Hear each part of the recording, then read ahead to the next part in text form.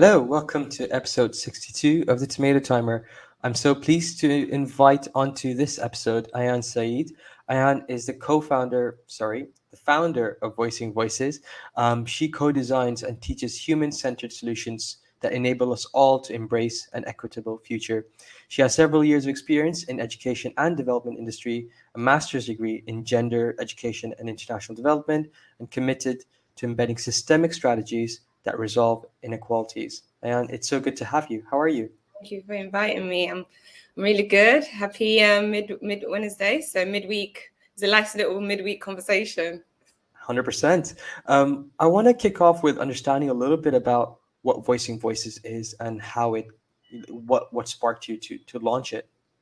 I feel like now being on the other side, that everything I've been doing throughout my entire life has led me to Voicing Voices. So I see Voicing Mm, Voices as a body of work of the different experiences, both professionally and personally.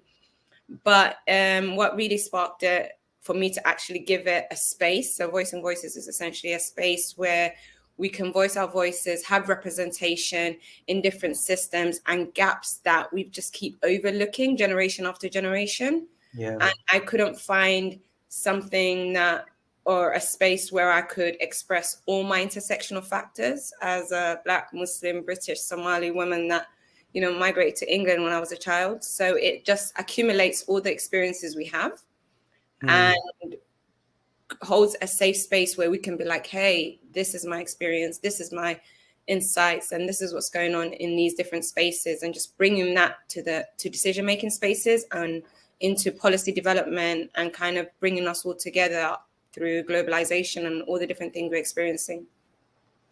And you started off with your experience in the education sector. You were a teacher. What was it like when you were teaching, and what were the challenges you faced that led you to, leaving that industry and coming to do Voicing Voices and all the great stuff that you've been doing since? Education for me, I feel like it's both healing, it's both connecting, it's the foundation of any progress. Once you Mm, kind of understand the fundamental and position of education and how it can connect us and overcome our challenges, I think I found yeah. it very empowering.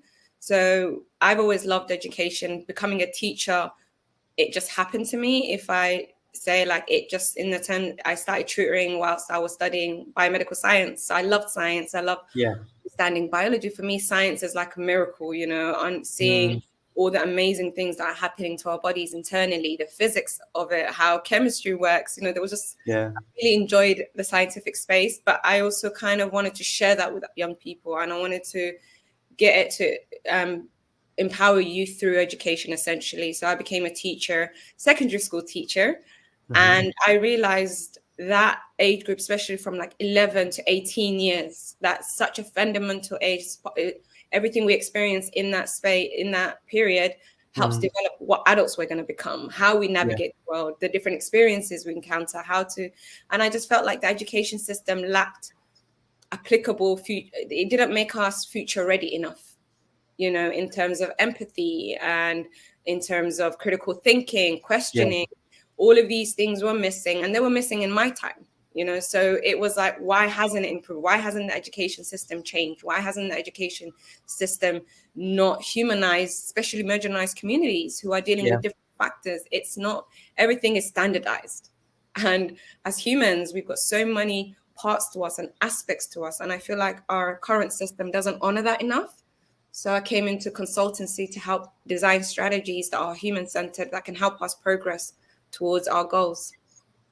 And you've worked on projects with, United Nations Women's and a lot of other amazing organizations, specifically talking about, creating safe spaces and looking at that the gender divide and gender inequality. So, what even in the education space and more broadly as well, as you feel free to share, what are the challenges specifically for women that you've seen and witnessed, especially considering the intersectionalities that you hold as well?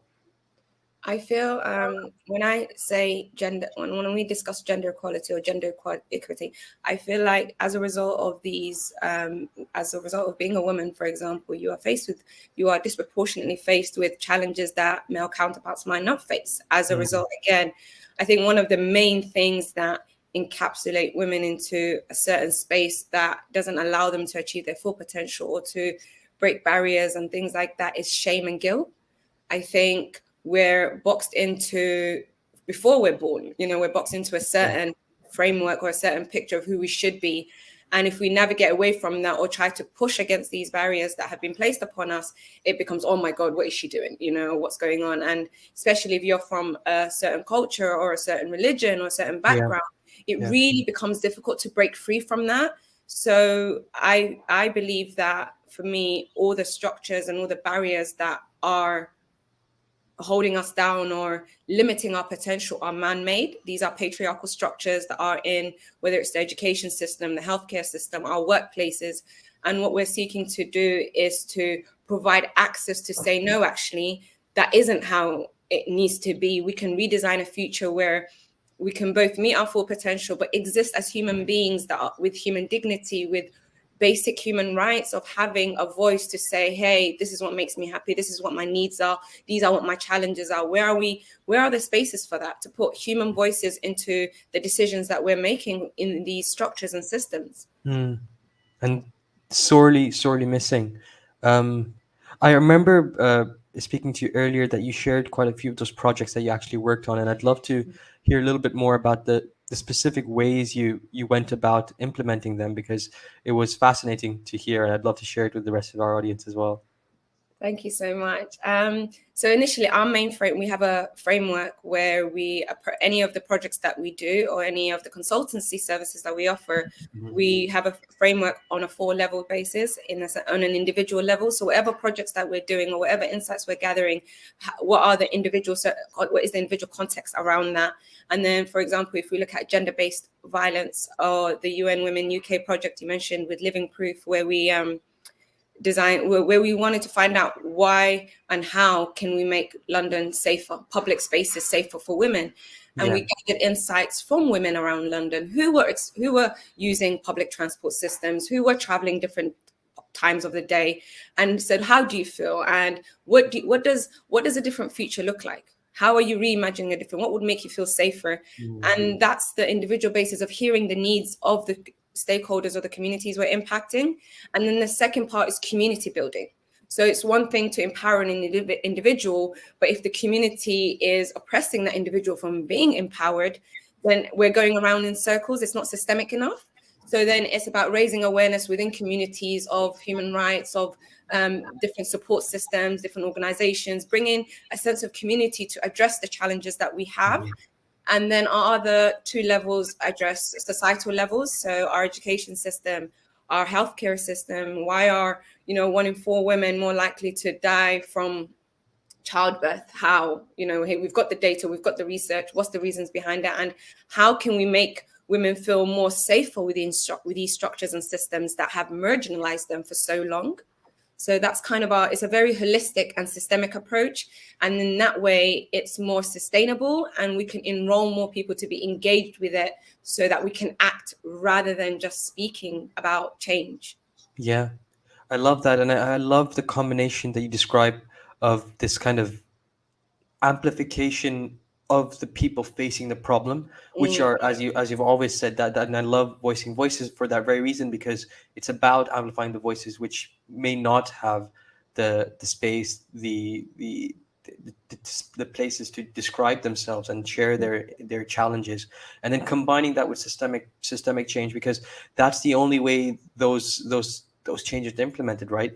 There's the kind of the you can be advocating and campaigning for something for years and years, but if the change is not happening, you're not that's not gonna it's not gonna affect those, not that just that person who's spoken about it, but actually the hundreds and thousands and millions sometimes of people who are in that community, who are marginalized, who are disadvantaged.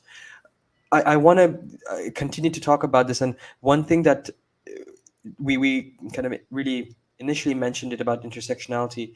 mm, what are the challenges when it comes to these the compounding effects of the different intersectionalities that we belong to, and how are you um, how do you think we can start tackling this as a society? Because more than ever before, we're recognizing that we don't all come from the same sets of advantages. But how do we bring that representation and that change at systemic levels? So if we, I think the way we're looking at this is that with all these different intersectional factors that we've, especially if I bring it back into context, diversity and inclusion, right? Mm. We've seen that come about a lot over the recent years, so much more Yeah. talk about it, so much more investment. You've got investors that are going into businesses and investing and saying, yep, let's support women, let's support businesses that are owned by marginalized groups, or there's this beautiful, and I think it really shows the power of unity, the power of education, again, of raising awareness and saying these are the struggles, these are the gaps that we have in our societies, and how can we make it more inclusive. But the struggle that we have is there's a lot more emphasis on diversity.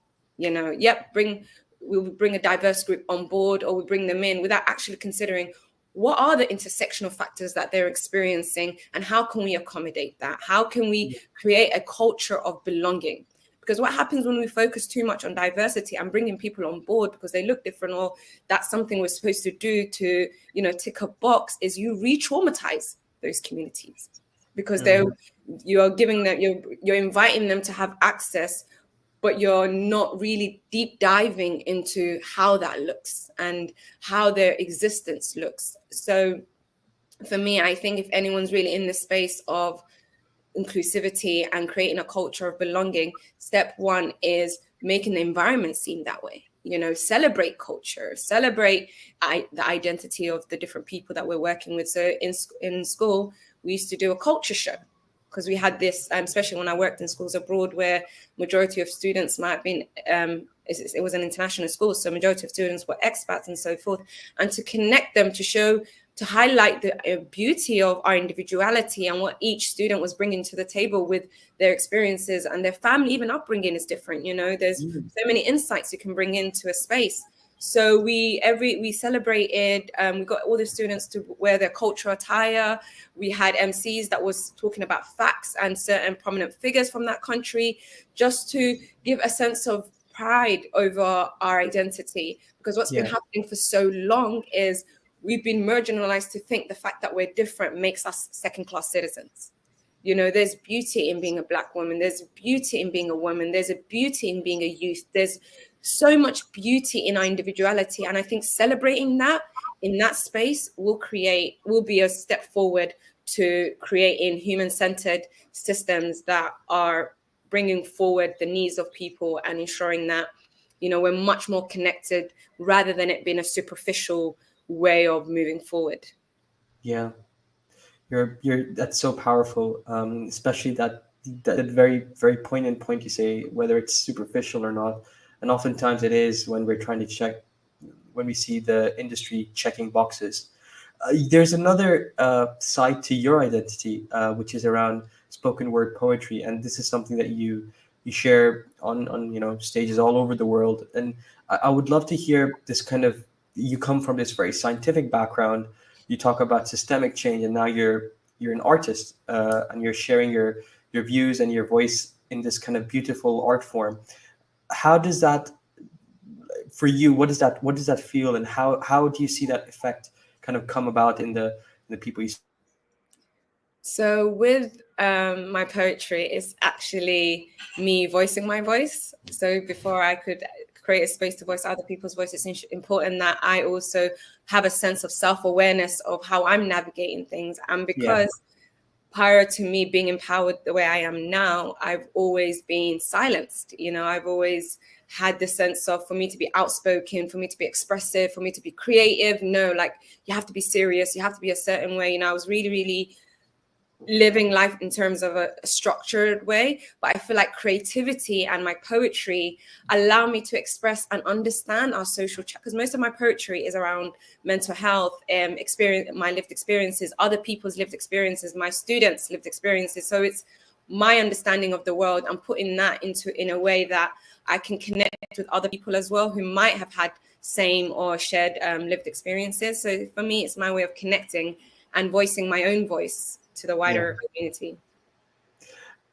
I love it. And what do you think when it comes to advocacy work or kind of, um, amplification? So when, again, I repeat this beautiful kind of alliteration, I guess, voicing voices.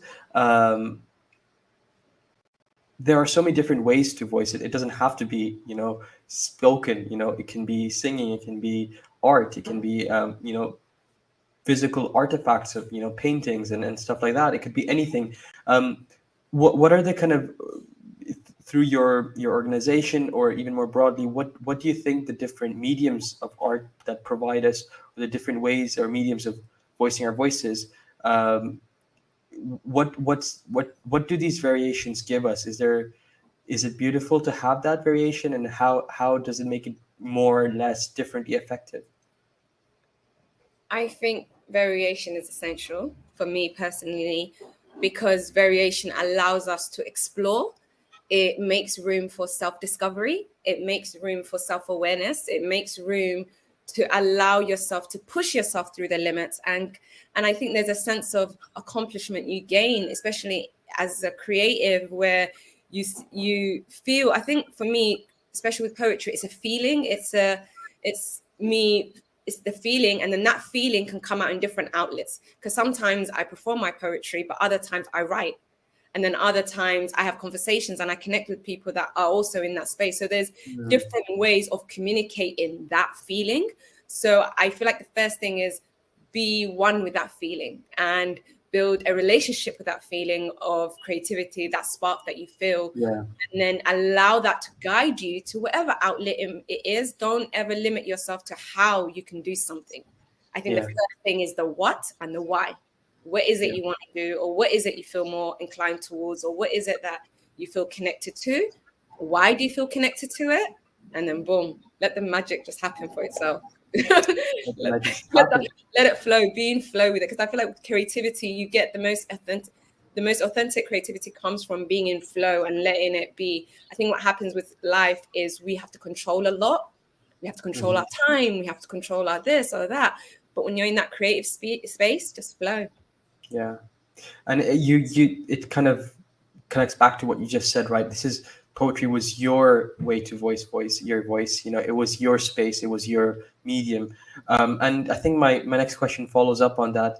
There are hopefully young people listening to this episode, and they might be witnessing social injustice within their communities, within their schools, their educational spaces, and they want to do something about it.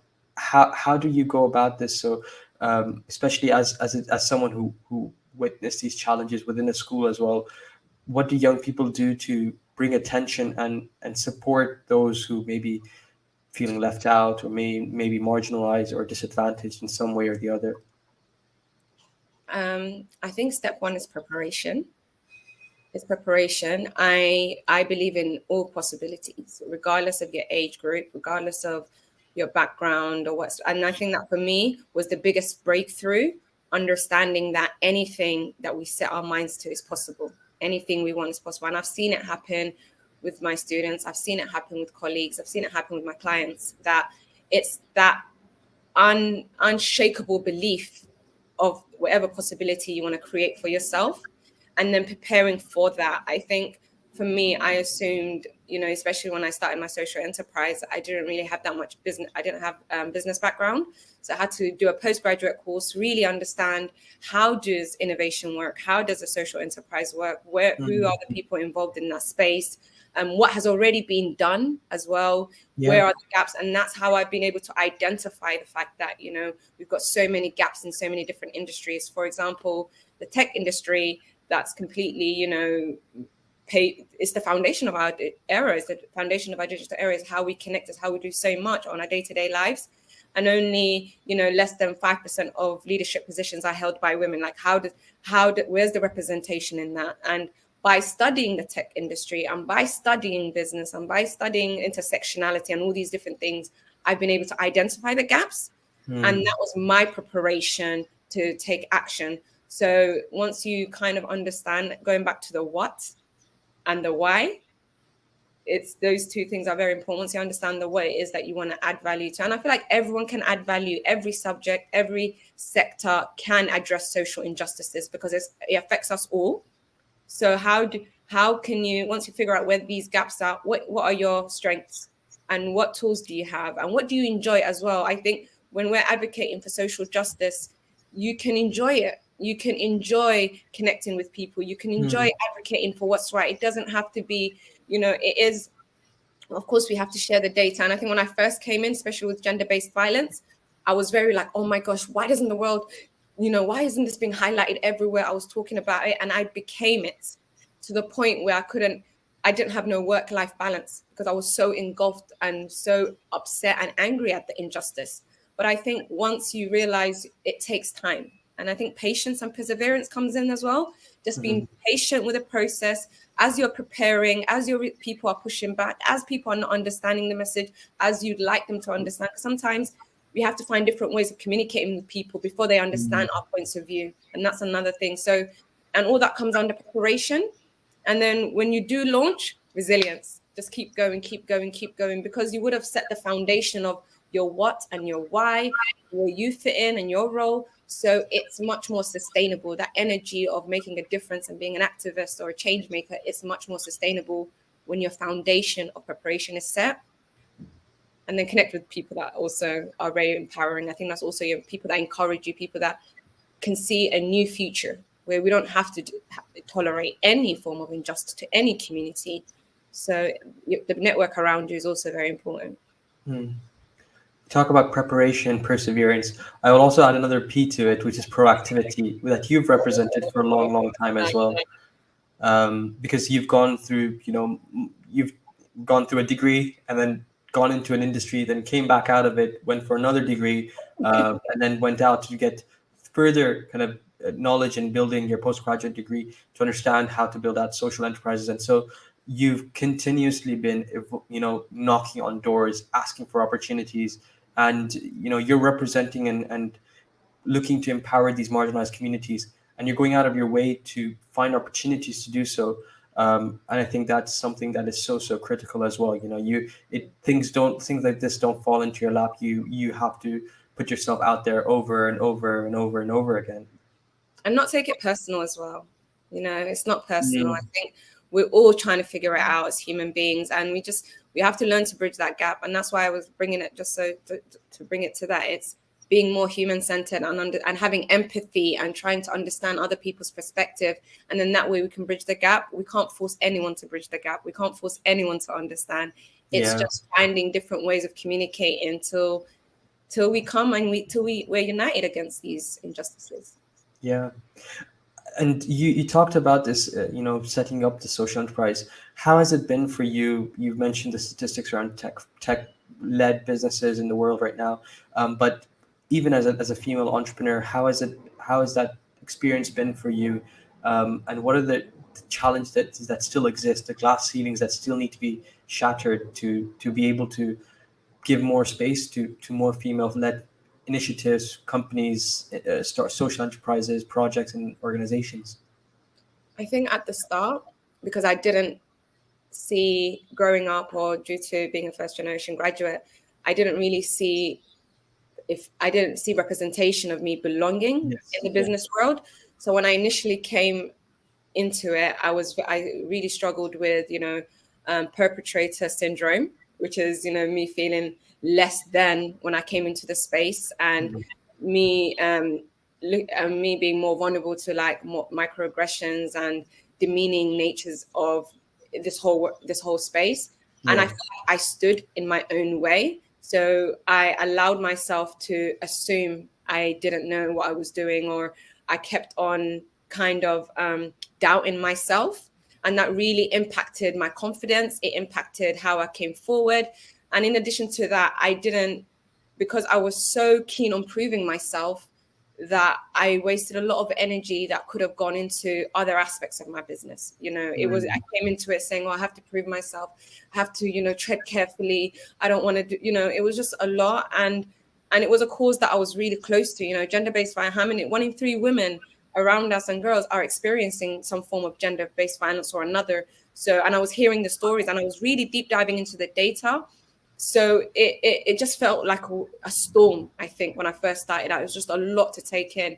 But once I balanced it out, didn't make sure that I was in the best position with myself, that my energy and my balance was right, it allowed me to avoid a lot of challenges, such as people that might not share the same vision, such as not having the right structures and things in place to protect yourself as well. But it all requires you to sit down again, the preparation part, the self-belief, know your vision, and keep accelerating until you end up in a space where you do thrive and you do develop and you do have the impact that you do want to have, because it's possible.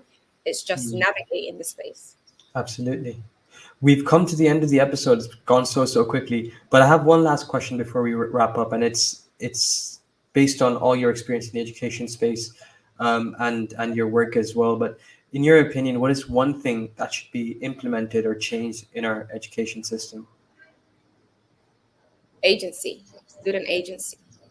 We've got leadership already. We've got young people that are leaders, that have so many ideas, so much passion, that can really drive the social changes that we're seeing, that we want to see. So implement student agency into every aspect of the education system. I love that. It's the most amazing answer that I've got yet. Thank you so much for being here, Ayan. It's been a real pleasure to speak with you. Thank you so much. Take care. care. Bye.